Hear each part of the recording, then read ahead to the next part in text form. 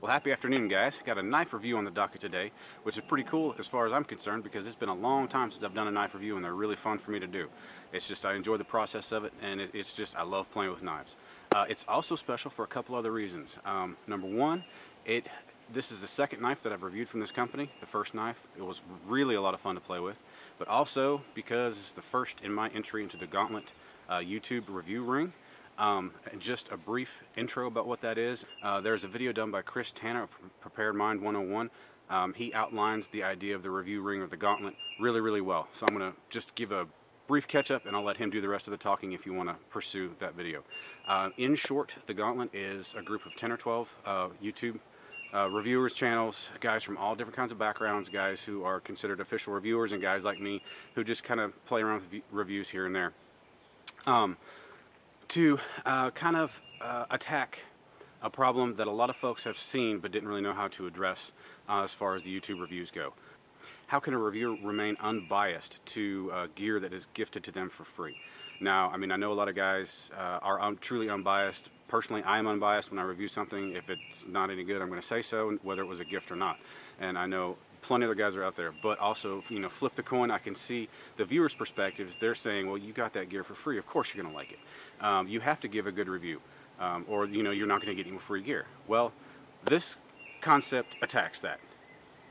We don't get to keep the gear anymore.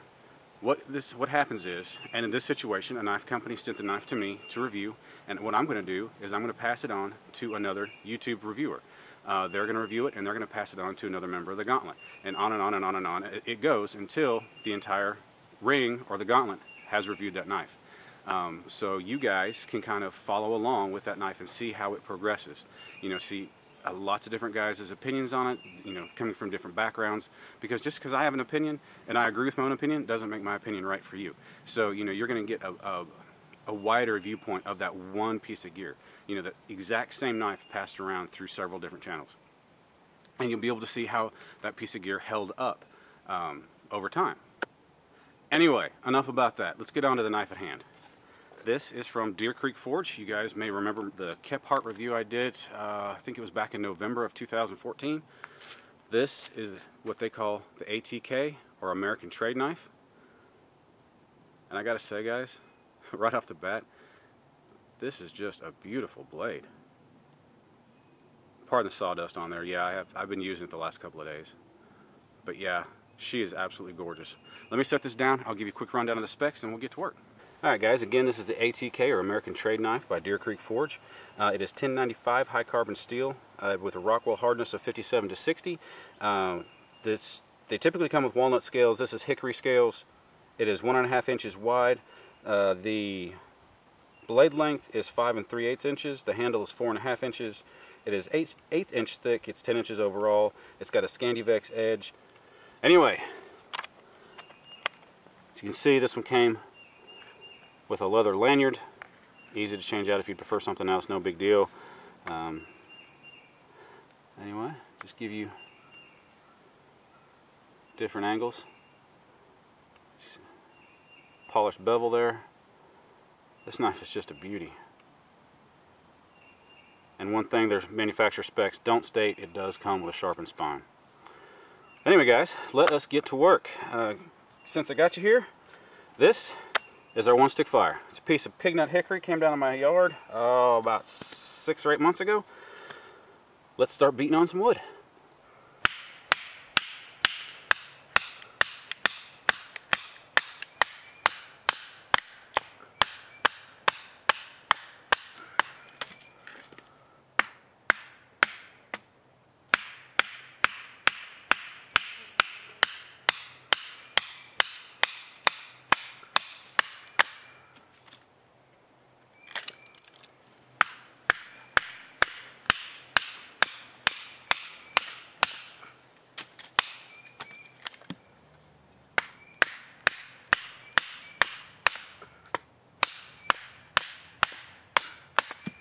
Look at that, split that knot straight in half. Straight in half. I think that says a lot for that heat treat. Do believe it does.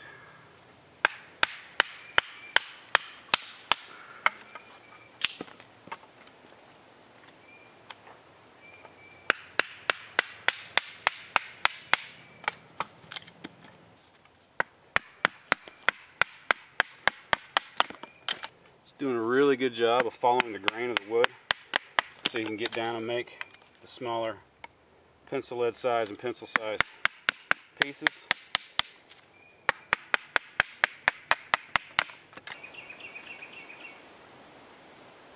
No damage whatsoever to that edge.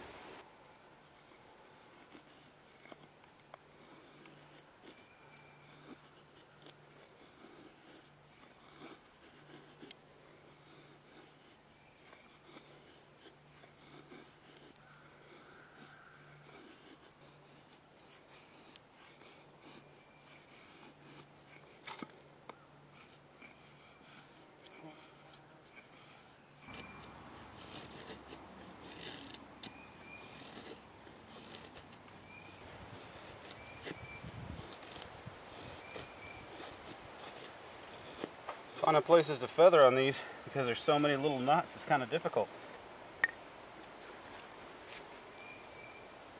Not bad for a hardwood.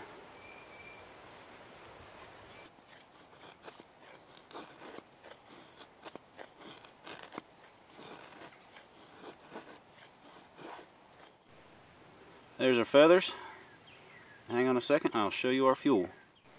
Alright guys, here's our fuel. See if we can't make fire. Alright guys, let's check this spine out.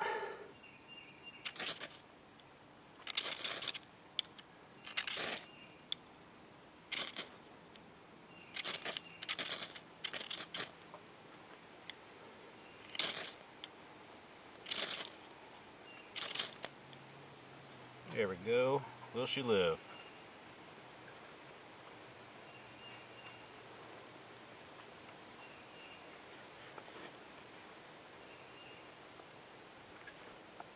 Wind doesn't blow it out.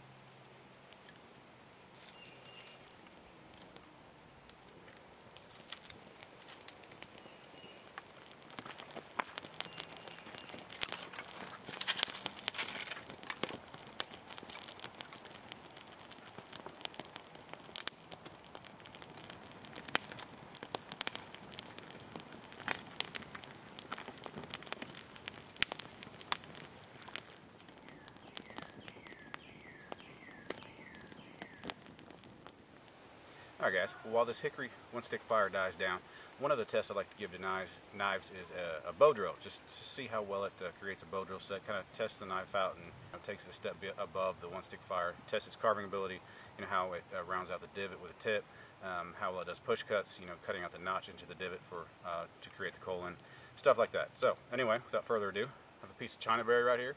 It's a little small, but we'll see what we can do. Flatten this out for a hearth board.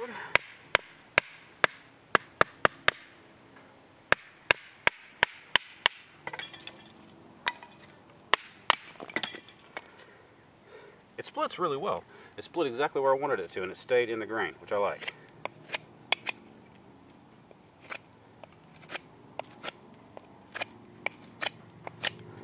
Scandivex grind slices incredibly well.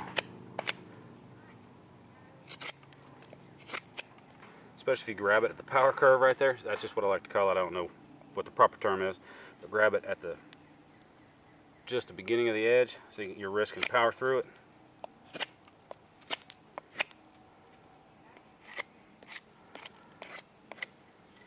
Now let's see about our spindle.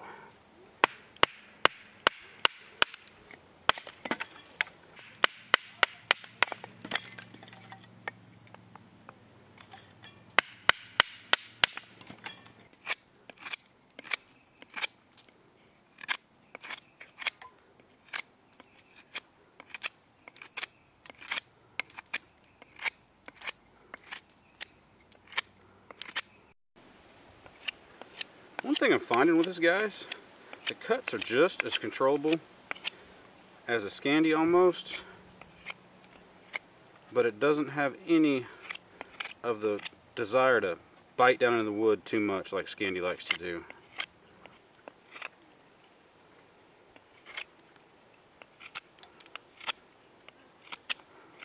But you can get plenty of bite into it when you want to. Or just little bits and pieces here. It's really controllable. It's a pleasure to use.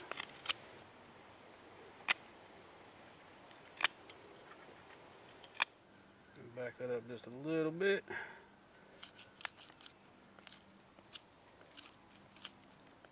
Point digs in really well. I like the fat end on the back of the handle here, the pommel. Gives you a lot to hang on to. You're twisting around like that.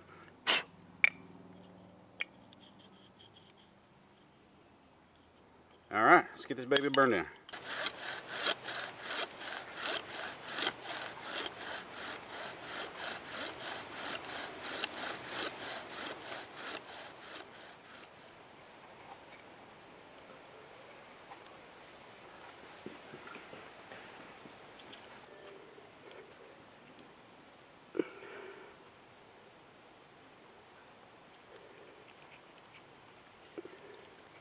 Now it's this cut right here, push cutting in to the hearth board, is where a lot of knives have trouble.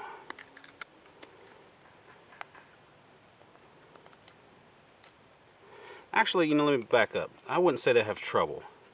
It's more difficult because the edges of the grind is more so designed for another task.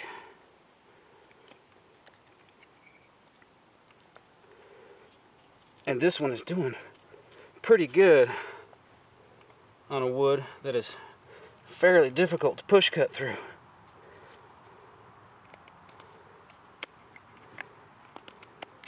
A straight up Scandi is definitely better, but honestly this isn't far behind.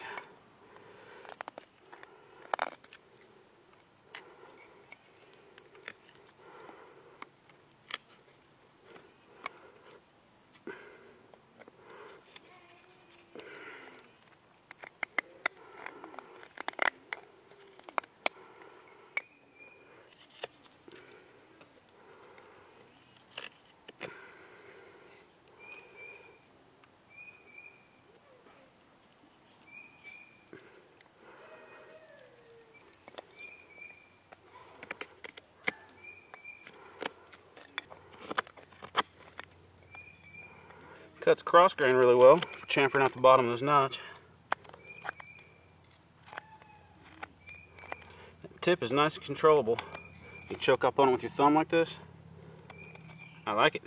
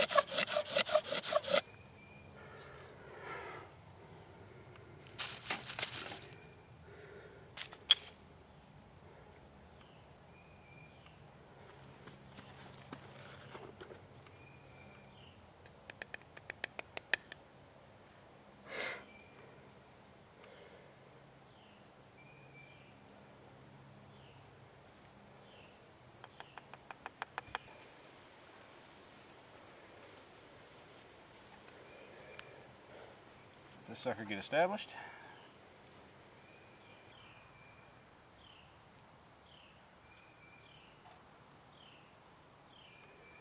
All right, go time.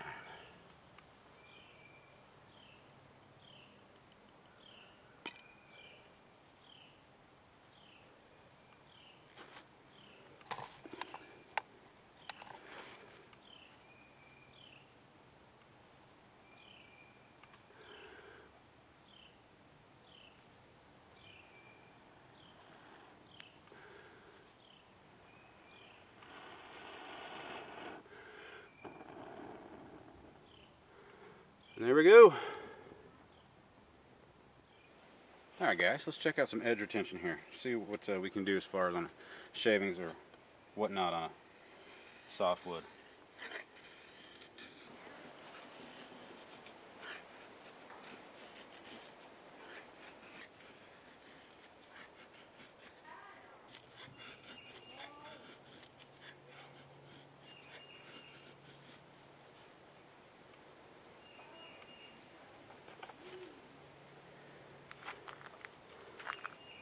I think I can stop there, guys.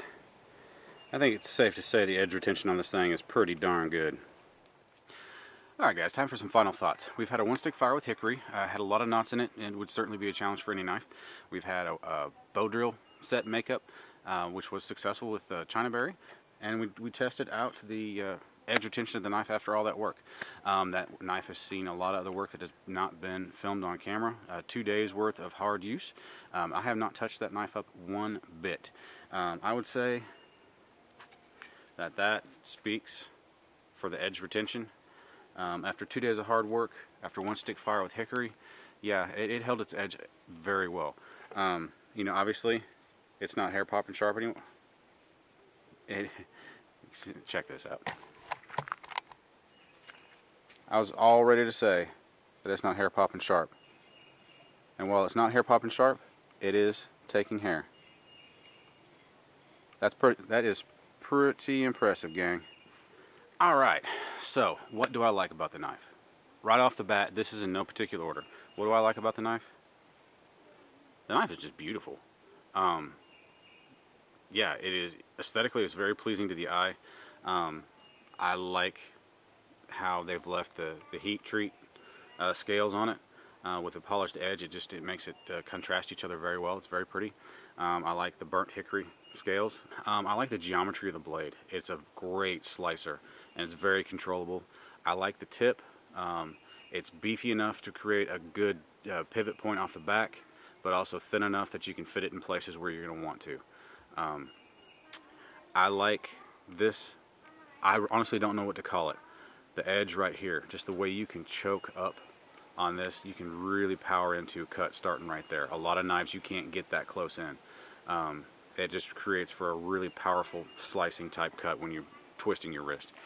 Another thing I like about the knife is the grind.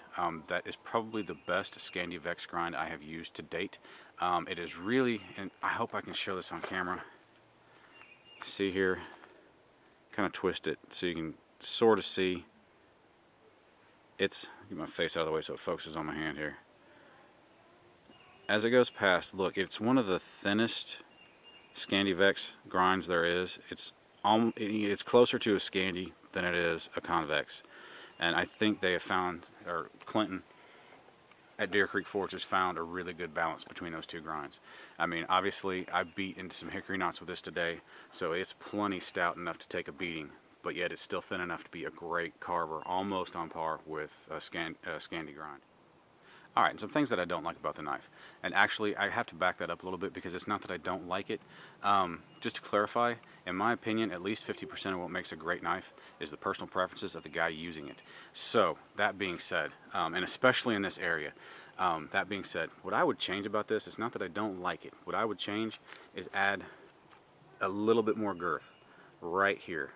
Give a little bit more meat for my finger, for mostly this finger, to hang on to. When I've been doing hard feathers for a long time, doing hard work, just, you know, towards the end of the day, you know, it makes my hand tired. It does have a little bit of hand fatigue, but there are no hot spots. Like I said, I've been using this knife hard for 2 days, and then what you've seen today, I have had no hot spots and just a bit of hand fatigue. So it's pretty good. And to just hold it in your hand, it's nice and comfortable. So, you know, it's not a huge negative. That's just one thing that I would change about it. And honestly, I don't think there's anything else I'd change about it. So guys, if you're interested in finding out more about this knife, you can find out about it at deercreekforge.com. I will put all the pertinent contact information in the description box below. Another thing that you guys might find of interest, once this knife has made the rounds of the Gauntlet, in 10, 12 channels, give or take, Deer Creek has decided to give this knife away to a viewer. The particulars of that is to be decided. I mean, that's going to be a ways off because this has got to go to a lot of other YouTube channels first. But pay attention to the chain of reviews of this knife, and towards the end there will be information about how to participate in the giveaway. Deer Creek Forge was kind enough to send along with the knife to me an engraver. So whoever wins this knife is going to get this knife with an engraving signed by every channel that has reviewed it, which I think is really, really cool. So anyway, guys, thanks for joining me. I had a lot of fun filming this. I hope you found it helpful. I hope you enjoyed it as well, and I will see you next time.